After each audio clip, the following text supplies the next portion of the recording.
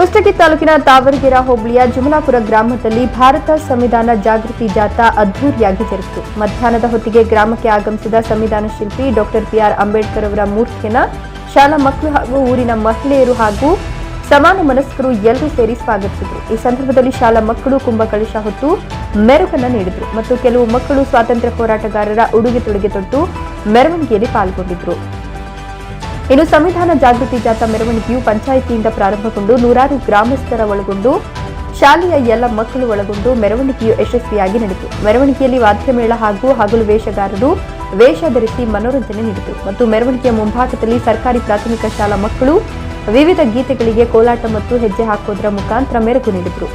ಈ ಸಂವಿಧಾನ ಜಾಥಾ ಮೆರವಣಿಗೆಯು ಗ್ರಾಮದ ಮಧ್ಯಭಾಗದವರೆಗೂ ಸಾಗಿ ಸಾರ್ವಜನಿಕರ ಸಮ್ಮುಖದಲ್ಲಿ ಸಂವಿಧಾನ ಪೀಠಿಕೆ ಮಾಡುವ ಮೂಲಕ ಈ ಭವ್ಯ ಮೆರವಣಿಗೆಯನ್ನು ಯಶಸ್ವಿಗೊಳಿಸಲಾಯಿತು. ಈ ಸಂದರ್ಭದಲ್ಲಿ ಜುಮಲಾಪುರ ಗ್ರಾಮದ ಹಿರಿಯ ಯುವಕರು ಹಾಗೂ ಪಂಚಾಯತ್ ಅಧಿಕಾರಿಗಳು, ಶಿಕ್ಷಣಾಧಿಕಾರಿಗಳು, ಅಂಗನವಾಡಿ ಕಾರ್ಯಕರ್ತೆಯರು ಉಪಸ್ಥಿತರಿದ್ದರು. Amajappa, NKS TV4, Jumalapura.